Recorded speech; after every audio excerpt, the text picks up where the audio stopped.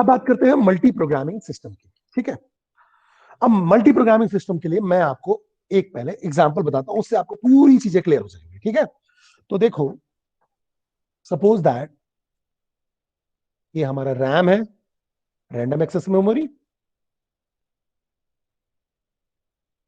But obviously इसका size limited होगा RAM का, 4 GB 8 GB यही होता है। ठीक है,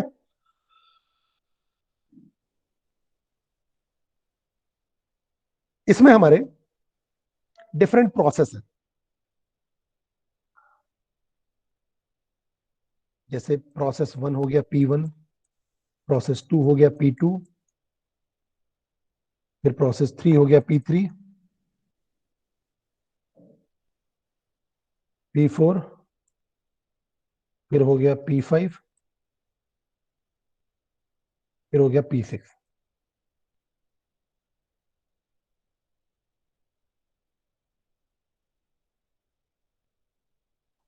ठीक है, तो अगर अपन इसमें बात करें तो हमारे पास रैम हो गया।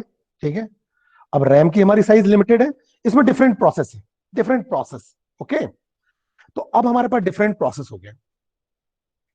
अच्छा, एक चीज और, अगर अपन बात करें तो कहना चाहिए, अगर अपन उसकी बात करें सिंपल, कहना चाहिए बैच ऑपरेटिंग सिस्टम की, तो बैच ऑपरेटिंग सिस्टम भी आप अगर बोलो ना तो नॉन प्रिमिटिव वे ही है। नॉन प्रिमिटिव वे का मतलब ये हुआ कि सिंपल, अगर अपन एक बार किसी को सीपीयू मिल गया तो जब तक वो पूरा वर्क फिनिश नहीं हो जाएगा तब तक उस दूसरे को सीपीयू नहीं मिलेगा। ठीक है, तो अभी हम देखेंगे इसमें भी अगर अपन बात करें तो हमारे पास क्या हो गया, अगर अपन मल्टी प्रोग्रामिंग की बात कर रहे हैं तो मल्टी प्रोग्रामिंग में हम मान लिया कि हमारा रैम है, इसमें हमारे डिफरेंट प्रोसेस है, जैसे P1 P2 P3 P4 P5 P6 Pn तक। ठीक है, जनरली अगर देखा जाए तो जो मल्टी प्रोग्रामिंग होती है, इन जनरल हम बात करें तो ये नॉन प्रिमिटिव नेचर के होते हैं, नॉन प्रिमिटिव नेचर के होते हैं। नॉन प्रिमिटिव का मतलब क्या होता है पहले समझो। नॉन प्रिमिटिव का मतलब ये हुआ, अगर इसी किसी प्रोसेस को या हमने किसी जॉब को अगर सीपीयू दे दिया तो जब तक उसका पूरा काम एग्जीक्यूट नहीं होगा दूसरे को सीपीयू नहीं मिलेगा। This is called non primitive. ठीक है, मतलब अगर मैंने किसी प्रोसेस को, किसी जॉब को हमने क्या कहते हैं सीपीयू दे दिया, तो सीपीयू देने के बाद वो जब तक उसका पूरा का पूरा कहना चाहिए काम एग्जीक्यूट नहीं हो जाता है, या कहना चाहिए जब तक पूरा एग्जीक्यूट नहीं हो जाता है तब तक दूसरे प्रोसेस को सीपीयू नहीं मिलेगा। ठीक है, तो क्या हो गया, वो आपका नॉन प्रिमिटिव हो गया। अब इसमें लेकिन समझते हैं हमारा बैच ऑपरेटिंग सिस्टम से और इसके कंपैरिजन में अंतर क्या है, इसको मैं दूसरे एग्जांपल से आपको समझाता हूं। ये तो हमारे पास आ गया कि हमारे प्रोसेस हो गए। ठीक है, अब मान लो 5 स्टूडेंट्स मेरे पास आते हैं। ठीक है, और 5 स्टूडेंट्स मेरे पास आने के बाद हर स्टूडेंट के पास 5 5 क्वेरीज हैं।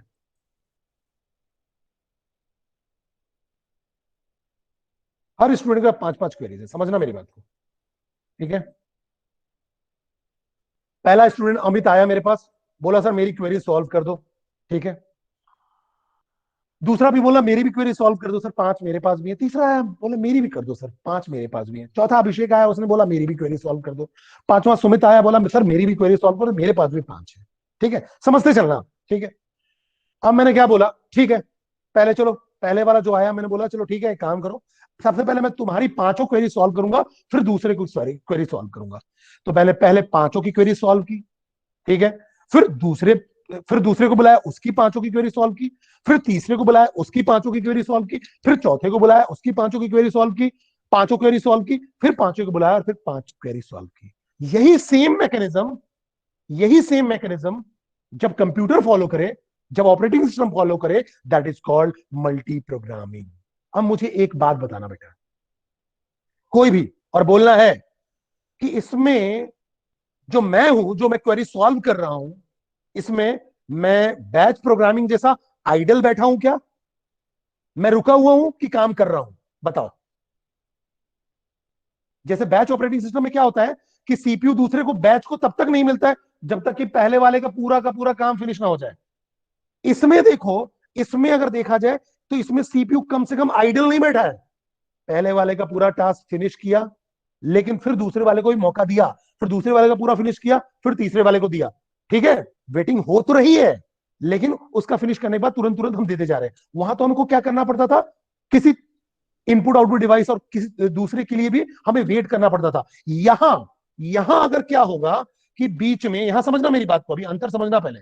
यहां क्या हुआ, यहां तुम बोलोगे कि सर फिर क्या हुआ, बैच प्रोसेसिंग में तो यही हो रहा था कि आप क्या कर रहे हो, एक पूरा का पूरा कहना चाहिए प्रोसेस कंप्लीट कर ले रहे हो, एग्जीक्यूट कर ले रहे हो, तब दूसरे को मौका दे रहे हो। बैच में क्या होता था कि बैच में भी जब एक पूरा का पूरा बैच प्रोसेस हो जाता था, एग्जीक्यूट हो जाता था, तो दूसरे बैच को मौका मिलता था। डिफरेंस क्या है, कैसे इसमें सीपीयू कम से कम आइडियल बैठ रहा है, कम से कम क्यों आइडियल बैठ रहा है? तो देखो मैं बताता हूं क्यों।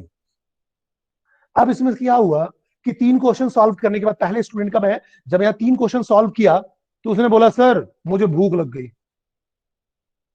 या मुझे वॉशरूम जाना है, कोई भी केस है, तो क्या चला गया मेरे पास से। तो मैं बोलूंगा अब मैं तेरा वेट नहीं करूंगा, अब मैं क्या करूंगा, इसका 5 क्वेश्चन सॉल्व करूंगा, फिर इसके बाद इसका 5 क्वेश्चन सॉल्व करूंगा, फिर इसके बाद ए वाला बंदा आया, इसका 3 क्वेश्चन सॉल्व किया, 2 क्वेश्चन सॉल्व किया, इसने बोला सर मेरे घर से कॉल आ रहा है। तो बोला ठीक है जा, तो मैं वेट नहीं करूंगा, मैं फिर इसका 5 क्वेश्चन सॉल्व करूंगा। जब इसका सॉल्व हो जाएगा तो अब मैं इसके पास आऊंगा और इसका 3 क्वेश्चन सॉल्व करूंगा और फिर इसका 2 क्वेश्चन सॉल्व करूंगा। तो मैं यहां आइडल नहीं बैठा हूं। अगर आपने इंटरप्ट करने की कोशिश की, इनपुट आउटपुट डिवाइस की रिक्वायरमेंट हुई, तो जाइए आप पेरिफेरल्स में, या कहना चाहिए आपको अगर दूसरे रिसोर्स की रिक्वायरमेंट है तो ठीक है, आप दूसरे रिसोर्स को जब तक यूटिलाइज करोगे तब तक मैं क्या करूंगा, सीपीयू दूसरे प्रोसेस को दे दूंगा, क्योंकि सीपीयू एक ही है। जो आपका सीपीयू है, सेंट्रल प्रोसेसिंग यूनिट है, वो तो एक ही है, वो मैं दे दूंगा दूसरे को।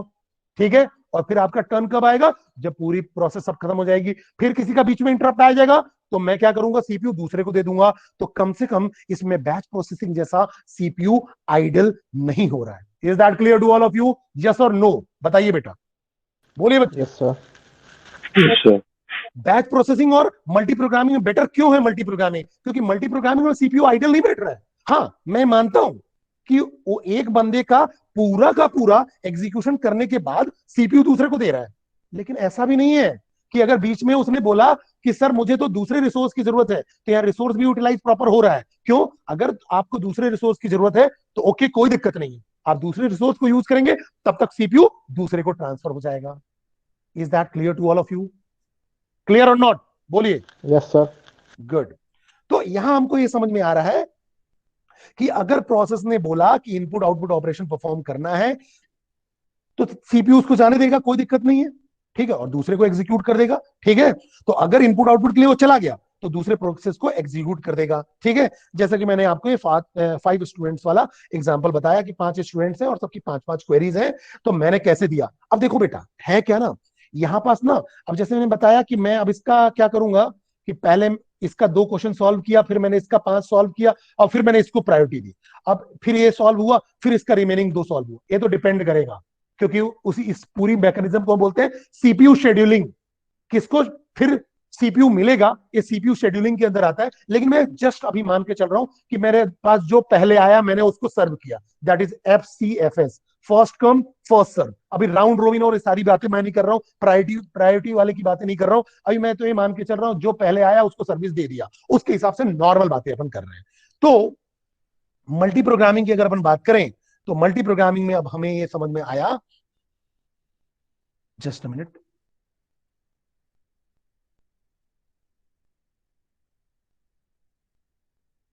कि इसमें हमारे पास ऑपरेटिंग सिस्टम है और इसके पास हमारे पास जॉब्स या प्रोसेस है। ठीक है, और इसमें आपके हर प्रोसेस को सीपीयू मिलता जाएगा।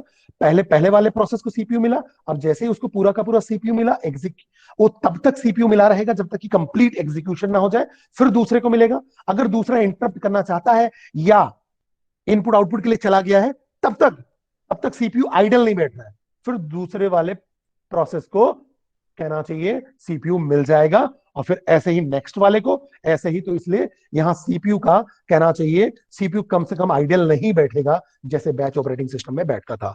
तो in this the operating system pickups and begin to execute one of the jobs from memory. Once this job needs an input output operation, operating system switches to another job. ठीक है। Job in the memory are always less than the number of jobs on disk job pool. But obvious है कि memory के अंदर job जो होंगे वो कम होंगे और जॉब पूल में जॉब ज्यादा होंगे। ठीक है। अब मैंने आपको बताया कि यहाँ कौन सा प्रोसेस पहले सिलेक्ट होगा बाद में सिलेक्ट होगा, ये तो सीपीयू शेड्यूलिंग का की बात है। मैं यहां अभी मान के आपको समझ के चल रहा हूं कि मैं अभी एफसीएफएस की बात कर रहा हूं। ठीक है, फर्स्ट कम फर्स्ट सर्व। तो if several jobs are ready to run at the same time, then the system chooses which one to run through the process of CPU scheduling. ठीक है। In non-multi-program system, there are moments when CPU sits idle and does not do any work. In multi-programming, CPU will never be idle and keeps on processing. और process होते रहता है, जितने process होते हैं उनको ऑटोमेटिकली प्रोसेस मिलता रहता है। ठीक है। और मैंने आपको यहां ये भी बताया कि जो मल्टी प्रोग्रामिंग है वो आपका नॉन प्रिमिटिव है। और नॉन प्रिमिटिव का मैंने आपको मतलब बताया कि नॉन प्रिमिटिव में क्या होता है कि इसमें जब एक प्रोसेस को सीपीयू दे दिया गया तो जब तक, या कहना चाहिए तब तक, दूसरे को सीपीयू नहीं मिलेगा जब तक कि पहला प्रोसेस पूरी तरह से एग्जीक्यूट ना हो जाए। ये नॉन प्रिमिटिव कहलाता है, इसी को हम बोलते हैं नॉन प्रिमिटिव वे। अगला होता है बेटा, अच्छा इसके एडवांटेजेस और डिसएडवांटेज की बात करें तो एडवांटेजेस आपको ये समझ में आ गया। CPU is used most of time and never become idle. The system looks fast. ठीक है। Short time jobs are completed faster than long time jobs. Multiple users को सपोर्ट करता है, रिसोर्स भी अच्छे से यूज हो रहा है। Total read time taken to execute program job decreases, response time is shorter. In some application, multiple tasks are running and multi-programming system better handle these type of application. Disadvantage क्या है? अब इसमें complicated scheduling algorithm use होगी कि किसको पहले देना है किसको बाद में देना है। ठीक है। सारे टास्क और प्रोसेस को ट्रैक करना और उनको हैंडल करना कभी कभी बड़ा ही टिपिकल हो जाता है। ठीक है। अगर हाई लोड टास्क आ गए और उसको अगर मौका मिल गया तो क्या हो जाएगा, long time jobs have take to wait long, तो फिर उसको दूसरे वालों को वेट लंबा करना पड़ेगा। ठीक है। अब अगर अपन बात करें तो अभी जो अपन मल्टी प्रोग्रामिंग की बात करें तो मल्टी प्रोग्रामिंग में अगर आप देखो ना तो मल्टी प्रोग्रामिंग के जो एग्जांपल हैं, वो जो विंडोज ऑपरेटिंग सिस्टम आप यूज करते हो इसमें भी मल्टी प्रोग्रामिंग यूज होती है। ठीक है। फिर आप यूनिक्स की बात करो, Unix operating system multi programming का एग्जांपल है। फिर माइक्रो कंप्यूटर की बात करो तो माइक्रो कंप्यूटर में भी आप बात कर सकते हो ई एसक्यूई सिस्टम जो होता है, ये आपके क्या कहते हैं मल्टी प्रोग्रामिंग को सपोर्ट करते हैं। तो मल्टी प्रोग्रामिंग तो कहना चाहिए आपका मैक्सिमम जो ऑपरेटिंग सिस्टम है मल्टी प्रोग्रामिंग को सपोर्ट करते हैं। तो मल्टी प्रोग्रामिंग में अगर आप देखो तो आप करते क्या हो, अगर मल्टी प्रोग्रामिंग की बात करो तो मल्टी प्रोग्रामिंग में आप मैक्सिमम सीपीयू का यूटिलाइजेशन की बात करते हैं, मैक्सिमम सीपीयू। ठीक है। तो अगर आप मल्टी प्रोग्रामिंग की बात करो तो सीपीयू यूटिलाइजेशन की बात कर रहे हो, प्रोसेस यूटिलाइजेशन की बात कर रहे हो। ठीक है। तो अगर हम मल्टी प्रोग्रामिंग की बात करें तो इसमें आप क्या कर रहे हो, concurrent execution of program can significantly improve. ठीक है। सिस्टम थ्रूपुट बढ़ गया, रिसोर्स यूटिलाइजेशन बढ़ गया, सीपीयू का यूटिलाइजेशन बढ़ गया। ठीक है। और here OS keeps all the program in memory simultaneously, it picks up one program at a time and execute it. ठीक है। अब एग्जीक्यूशन क्या है आपका, एग्जीक्यूशन डिपेंड कर रहा है कि अब जब उसका कंप्लीट हो जाएगा तो दूसरे को मिल जाएगा। ठीक है। और अगर इसी में सीपीयू आपका कभी भी सिट आइडल नहीं बैठेगा। ठीक है। अब अगर हम बात करें नेक्स्ट, तो अगला होता है आपका टाइम शेयरिंग ऑपरेटिंग सिस्टम और multitasking. Time sharing operating system और मल्टीटास्किंग की हम बात करते हैं। अब टाइम शेयरिंग ऑपरेटिंग सिस्टम या मल्टीटास्किंग क्या होता है तो समझते हैं। अब अगर हमारे पास जो हमने बात की मल्टी प्रोग्रामिंग की, तो मल्टी प्रोग्रामिंग में हमने देखा कि डिफरेंट प्रोसेस हमारे मेमोरी में एक साथ आ गए और एक एक प्रोसेस को सीपीयू मिलता गया और जैसे ही उसका एग्जीक्यूशन होता गया दूसरे को मिलता गया। अब टाइम शेयरिंग ऑपरेटिंग सिस्टम और मल्टीटास्किंग क्या होता है और मल्टी प्रोग्रामिंग से डिफरेंट कैसे होता है समझना। ठीक है। तो यहां देखो क्या होता है, हर टास्क के लिए एक टाइम डिवाइड है, हर टास्क के लिए एक टाइम डिवाइडेड है, समझना मेरी बात को। ठीक है। उस टाइम को हम बोलते हैं क्वांटम। ठीक है। तो सारे टास्क के लिए क्वांटम टाइम डिवाइडेड है। जैसे कि मान लो, अब इसको मैं एग्जांपल से आपको अगर समझाऊं तो जैसे कि मेरे पास 5 स्टूडेंट थे, S1, S2, S3, S4, S5 ये 5 स्टूडेंट थे जो पिछला एग्जाम्पल लिया था, सबके 5-5 क्वेरीज हैं, सबके 5-5 क्वेरीज हैं। चलो, अब सबके 5-5 क्वेरीज हैं। अब लेकिन सबका टाइम डिवाइडेड है भाई, सबको टाइम मान लो मैंने बोला है कि सबको मैं एक एक मिनट का टाइम दूंगा, ठीक है, फिर वापस दोबारा टाइम दूंगा, अगर पूरा एग्जीक्यूट नहीं हो पाया तो दोबारा टाइम दूंगा। तो सबको मैंने एक मिनट का टाइम दिया। तो अब मैं पहले सबसे पहले S1 के पास गया, इसको 1 मिनट का टाइम दिया, 1 मिनट में इसके 3 क्वेश्चन सॉल्व हो गए, ठीक है। तो अब क्या करूंगा मैं कि अब सीपीयू यहां क्या करेगा, इसको एक टास्क को पूरा कंप्लीट नहीं कर रहा है, टाइम के हिसाब से कंप्लीट कर रहा है। तो ये जो तरीका मैं जो बता रहा हूं इसको हम बोलते हैं प्रिमिटिव वे, इसी को हम बोलते हैं प्रिमिटिव, ठीक है। कैसे प्रिमिटिव है, तो प्रिमिटिव कैसे है, अब मैंने क्या किया, इसको केवल एक क्वांटम टाइम दिया, मतलब मान लो 1 मिनट का टाइम दिया, अब उस 1 मिनट को मैं बोल रहा हूं एक क्वांटम, ठीक है, जितने देर में मुझे एग्जीक्यूट करना है एक पर्टिकुलर कहना चाहिए प्रोसेस को, ठीक है, या एक पर्टिकुलर टास्क को। अब उसके बाद जैसे ही मेरा 1 मिनट कंप्लीट हुआ, इसका केवल 3 क्वेश्चन सॉल्व हो पाए, अब मैं क्या दे दूंगा, S2 का टाइम दूंगा, इसका भी 3 क्वेश्चन सॉल्व हो गया, फिर मैं इसका 3 क्वेश्चन सॉल्व कर लूंगा, फिर इसका 3 क्वेश्चन सॉल्व कर लूंगा, फिर इसका 3 क्वेश्चन सॉल्व कर लूंगा। इसका मतलब इसमें हो क्या रहा है कि एक बार में एक पर्टिकुलर टास्क को अगर एग्जीक्यूट कंप्लीट हो या ना हो इससे मतलब नहीं है, आपका एक टाइम फिक्स है, उतने टाइम में एग्जीक्यूट हो पाए तो ठीक, अदरवाइज मैं दूसरे को मौका भी दूंगा, फिर ऐसे ही तीसरे को मौका दूंगा, और फिर से जो रिमेनिंग होगा फिर से आपको टाइम मिल जाएगा, तो बचा हुआ टास्क बाद में हो जाएगा, इसका बचा हुआ टास्क बाद में हो जाएगा, इसका बचा हुआ टास्क बाद में हो जाएगा, इसका बचा हुआ टास्क बाद में हो जाएगा। सीपीयू इसमें भी आइडल नहीं है, सीपीयू इसमें भी आइडल नहीं हो रहा है, लेकिन स्विचिंग हो रही है, ठीक है। आपका टास्क हो या ना हो, लेकिन टाइम के अकॉर्डिंग, क्वांटम के अकॉर्डिंग स्विचिंग हो रही है, दैट इज कॉल्ड प्रिमिटिव वे, और यही होता है टाइम शेयरिंग ऑपरेटिंग सिस्टम, ठीक है, और इसी को हम बोलते हैं मल्टीटास्किंग।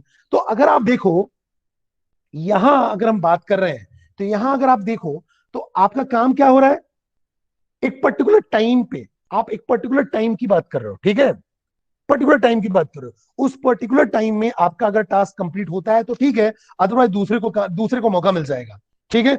अब यहां सीपीयू का आइडल टाइम भी कम हो गया, क्योंकि तुरंत क्या हो रही है, स्विचिंग हो रही है, जैसे ही आपका क्वांटम खत्म हुआ दूसरे का मिल गया, ठीक है। यहां रिस्पॉन्स टाइम भी कम हो गया, अगर कहना चाहिए मल्टी प्रोग्रामिंग की बात करो तो वहां रिस्पॉन्स टाइम ज्यादा है, क्योंकि जब तक एक पर्टिकुलर प्रोसेस कंप्लीट नहीं होती, जब तक एक पर्टिकुलर प्रोसेस कंप्लीट नहीं होती दूसरे को नहीं मौका मिलता सीपीयू, लेकिन यहाँ रिस्पॉन्स टाइम कम हो गया, दूसरे को रिस्पॉन्स जल्दी मिल रहा है, क्योंकि उस पर्टिकुलर टाइम पे डिपेंड कर रहा है और जल्दी से जल्दी मिल रहा है, ठीक है। और फिर 1 2 3 4 5 ऐसे करके हमारा काम होता जा रहा है। इसका मतलब अगर हम देखें तो यहां क्या हो रहा है, यहां पास हमारे पास अगर कोई प्रोसेस है तो उसको कोई क्वांटम टाइम मिल गया, फिर उसके बाद उसका जैसे ही टाइम खत्म हुआ दूसरा क्वांटम मिलेगा, फिर तीसरा क्वांटम मिलेगा, ऐसे करके दूसरे प्रोसेस को भी मौका मिलता जाएगा, ठीक है। तो अगर देखा जाए तो इनका जो मल्टीटास्किंग होता है मेनली वर्क करता है रिस्पॉन्स टाइम पे, ये मेनली किस पे वर्क करता है, रिस्पॉन्स टाइम पे।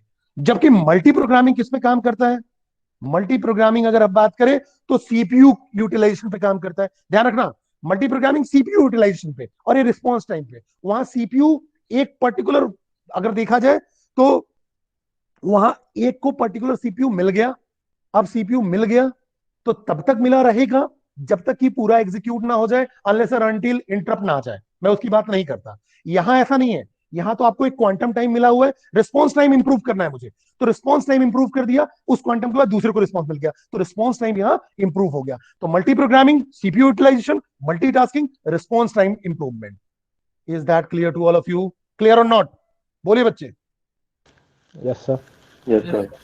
ठीक है, तो इसका मतलब मेरी बात समझ में आती है हमको कि टाइम शेयरिंग या मल्टीटास्किंग अगर हम बात करें तो इसका मतलब it is nothing but the improvement और the logical extension of, improvement भी नहीं बोलेंगे, सबका अपना अपना रोल है, logical extension of multi programming, ठीक है।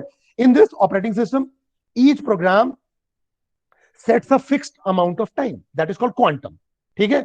the cpu executes multiple program by switching among them, ठीक है, among the programs।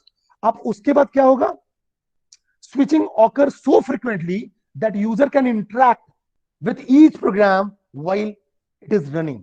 so इससे फायदा क्या हो रहा है? It provide good response time, it allows many user to share the computer simultaneously. ठीक है, तो यहां पर फिर सीपीयू शेड्यूलिंग की बात आ जाएगी, किसको मिलेगा वो तो बात की बात है, लेकिन इससे हमें ये समझ में आ गया कि हमारा जो कहना चाहिए अ, हम उसको बोलेंगे मतलब रिस्पॉन्स टाइम जो कहना चाहिए वो रिस्पॉन्स टाइम हमारा बेटर हो रहा है। तो हम यहां सिंपल अगर बोले तो each task is given some time to execute so that all the tasks work smoothly. Each user gets the time of CPU as they use a single system. These systems are also known as multitasking system. Then हम ऐसा बोल सकते हैं this task can be from a single user or different user also. ठीक है, single और different के लिए भी हो सकता है। फिर उसके बाद हम अगर बात करें तो टाइम का मेजर जो है हमारा टाइम है, तो मेजर टाइम है, तो this time the time that each task gets to execute is called quantum. After this time interval is over, operating system switches over the next task. Advantage क्या है बेटा? Each task can get an equal opportunity, सबको equal opportunity मिल रही है, fewer chances of duplication of software, CPU idle time can be reduced. अब CPU यहाँ कम से कम idle हो रहा है,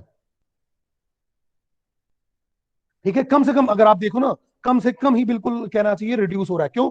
क्योंकि पिछले वाले में जब तक वो कंप्लीट नहीं करता तब तक वो वेट कर रहे हैं, यहाँ कंप्लीट वाली बात ही नहीं है, बराबर के चांस मिल रहे हैं। ठीक है, अब उसके बाद अपन अगर बात करें तो डिसएडवांटेजेस क्या है, तो डिसएडवांटेजेस की बात करें तो डिसएडवांटेजेस में अगर अपन देखें तो रिलायबिलिटी की प्रॉब्लम है। ठीक है, हम ऐसा बोल सकते हैं रिलायबल नहीं है कि हम यहाँ पर स्विचिंग कर रहे हैं और कोई टास्क इंपॉर्टेंट है तो दिक्कत हो सकती है। ठीक है, one must have to take care of the security and integrity of the of user programs and data. फिर डेटा कम्युनिकेशन की प्रॉब्लम है, ये सारी चीजें प्रॉब्लम में आ सकती हैं, लेकिन बाकी चीजें फिर भी अगर अपन बोलें तो बाकी चीजें तो यहाँ बेनिफिशियल ही हैं। ठीक है, अब एग्जाम्पल क्या है टाइम शेयरिंग का? तो मल्टिक्स टाइम शेयरिंग का है, यूनिक्स है वो टाइम शेयरिंग, टाइम कहना चाहिए टाइम शेयरिंग या मल्टीटास्किंग है। तो यहाँ दो पॉइंट जो थे, टाइम शेयरिंग जो सिस्टम है वो मल्टी प्रोग्रामिंग जैसा ही है। ठीक है, बल्कि आप कह सकते हो एक्सटेंशन है। In time sharing main focus is to minimising the response time, और मल्टी प्रोग्रामिंग में आप क्या कर रहे हो? सीपीयू यूजेस पे फोकस कर रहे हो कि सीपीयू का मैक्सिमम यूजेस हो, सीपीयू का मैक्सिमम यूटिलाइजेशन हो।